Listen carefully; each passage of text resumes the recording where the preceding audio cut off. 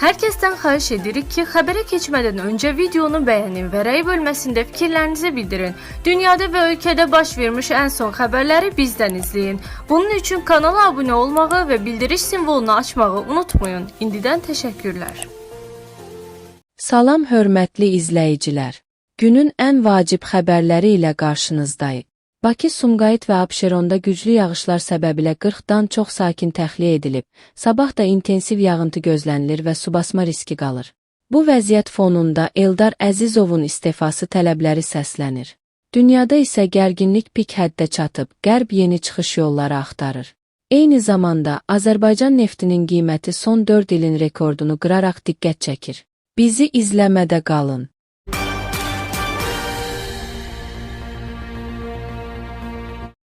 Fövqəladə Hallar Nazirliyinin EFE-nin qüvvələri tərəfindən intensiv yağışlarla əlaqədar su basmış ərazilərdə müvafiq təhlükəsizlik tədbirlərinin görülməsi işləri davam etdirilir.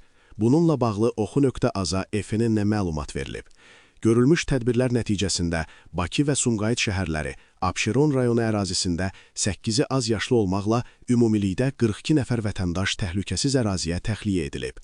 Hazırda EFE-nin qüvvələri tərəfindən köməyə ehtiyacı olan vətəndaşların təxliyəsi və digər zəruri təhlükəsizlik tədbirlərinin həyata keçirilməsi davam etdirilir.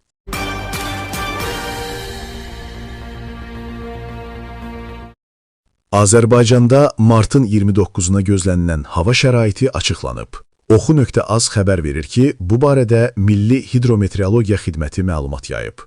Bildirilib ki, Bakıda və Abşeron yarımadasında ara-ara yağış yağacağı, bəzi yerlərdə intensiv olacağı gözlənilir. Yarımadanın ayrı-ayrı yerlərində yağan güclü yağıntılarına əlaqədar bəzi ərazilərdə su basma hallarının davam edəcəyi istisna olunmur. Gündüz yağıntılar tədricən kəsiləcək. Gecə və səhər bəzi yerlərdə duman olacaq. Şimal-qərb küləyi gündüz cənub-şərq küləyi ilə əvəz olunacaq. Havanın temperaturu gecə 8-11 dərəcə isti, gündüz 12-17 dərəcə isti olacaq. Atmosfer təzyiqi normadan aşağı 753 mm civə sütunu, nisbi rütubəti isə gecə 90-95%, gündüz 60-70% təşkil edəcək. Azərbaycanın rayonlarında bəzi yerlərdə ara-ara yağıntılı olacağı, dağlıq ərazilərdə qar yağacağı gözlənilir. Ayrı-ayrı yerlərdə intensiv olacağı, şimşək çaxacağı, dolu düşəcəyi ehtimalı var. Gecə və səhər bəzi yerlərdə ara-ara duman olacaq. Mülayim qərb küləyi əsəcək. Havanın temperaturu gecə 6-10 dərəcə isti, gündüz 15-20 dərəcə isti. Dağlarda gecə 3-7 dərəcə şaxta, gündüz 2 dərəcə şaxtadan 3-dək isti olacaq. Gecə və səhər bəzi dağlıq ərazilərdə yolların buz bağlama ehtimalı var. Qeyd edək ki, 2 gündür ölkəmizdə yağıntılı və qeyri-sabit hava şəraiti hökm sürür.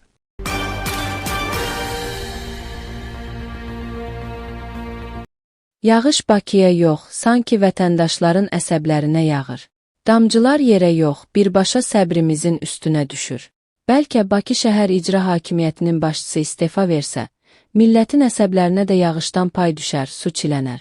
Hər dəfə eyni bəhanə ilə səhnəyə çıxan qurumlar yağıntı normadan artıqdır deyir. Sanki yağış meteoroloji hadisə yox, qəfil təşkil olunmuş təxribatdır. Bir vaxtlar torpaq bol məhsul versin deyə insanlar yağış üçün dua edirdi. İndi isə yağış başlayanda dua edirlər ki, evə çata bilsinlər. Təbiətin neməti şəhər idarəçiliyinin bacarıqsızlığında cəzaya çevrilib. Allah nur çiləyir, biz isə o nurda boğuluruq. Allahı da yağış yağdırdığına peşman edirlər. Cənab Prezidentimiz İlham Əliyev belə məsələlərlə bağlı müşavirə keçirdi. Yuxarıdan tapşırıq verildi. Amma aşağıda yenə eyni mənzərə, su dolu küçələr, hərəkətsiz həyat və sonsuz səssizlik. Bir şəhər düşünün ki, yağış başlayanda insanlar romantika yox, marşrut planı qurur. Hansı küçə batmayıb, hansı yol hələ sağdır? Bakı artıq paytaxt yox, mövsümi akvaparkdır, giriş pulsuz, çıxış isə bəxtə bağlıdır. Sanki yağış yox, məsuliyyət kanalizasiya ilə birlikdə yoxa çıxır. Qurumlar elə şərait yaradıblar ki, ilahi nemət belə Bakıya düşəndə fövqəladə xəbərə çevrilir. Əslində məsələ yağış deyil. Problem odur ki, bu şəhərdə hər damcı su yox, hər damcı məsuliyyətsizlik yığılır. Və görünür, biz hələ uzun müddət hava şəraitini günahlandıran sistemlə yaşamalı olacağıq. Çünki artıq Bakıda yağan yağış arzuolunmaz problemlərin xəbərçisinə çevrilib.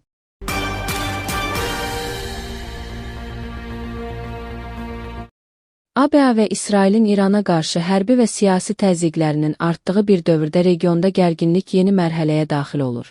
Xüsusilə dünya enerji təhlükəsizliyi baxımından kritik əhəmiyyət daşıyan Hörmüz boğazı üzərində nəzarət məsələsi artıq yalnız regional deyil, qlobal güc balansının əsas faktorlarından birinə çevrilib. İranın asimetrik imkanlar vasitəsilə bu strateji üstünlüyünü qoruyub saxlaması isə beynəlxalq münasibətlər sistemində yeni reallıqlar yaradır.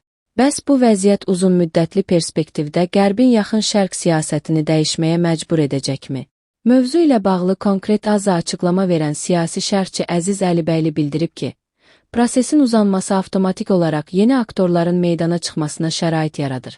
Əziz Əlibəyli: Problemin həlli uzandıqca prosesə digər aktorların cəlb olunması artır və onlar da maraq daşıyıcılarına çevrilir. Fevral ayından başlayan əməliyyatlar konkret nəticə vermədikdə, yekunda müxtəlif maraqların uzlaşdırılması prosesi işə düşür. Hörmüz boğazı isə bu baxımdan əsas strateji düyün nöqtələrindən biridir. Ekspert qeyd edib ki, İranın tətbiq etdiyi asimetrik mübarizə üsulları onun əsas üstünlüklərindən biridir. Bu, qeyri-bərabər güclərin alternativ vasitələrlə təsir göstərməsi modelidir. İranın əsas üstünlüklərindən biri də dron texnologiyalarıdır. Bu vasitələr həm prosesi uzadır, həm də regionda təzyiqi artırır. Eyni zamanda Tehran danışıqlar masasında əlavə təsir rıçaqları əldə edir. Əlibəylinin sözlərinə görə bu vəziyyət təkcə regionla məhdudlaşmır, qlobal təsirlər doğurur. Dünya enerji daşıyıcılarının təxminən 20% bu marşrutdan keçir. Bu isə xüsusilə Hindistan və Çin kimi böyük istehlakçılar üçün ciddi risklər yaradır. Nəticədə qlobal kommunikasiya xətlərinin dəyişməsi qaçılmaz ola bilər. Siyasi şərhçi hesab edir ki, hazırki mərhələdə prosesin yekun nəticəsi barədə danışmaq tezdir. Hazırda prosesin A nöqtəsindən B nöqtəsinə çatdığını demək mümkün deyil. Bu isə həm regional, həm də qlobal səviyyədə qeyri-müəyyənliyin davam etdiyini göstərir. Mütəxəssis əlavə edib ki, İranın strateji üstünlüklərini qoruyub saxlaması Qərbi daha çevik və alternativ siyasət axtarışlarına sövq edə bilər. Bu isə uzun müddətli perspektivdə yaxın şərqdə yeni güc balansının formalaşmasına gətirib çıxara bilər.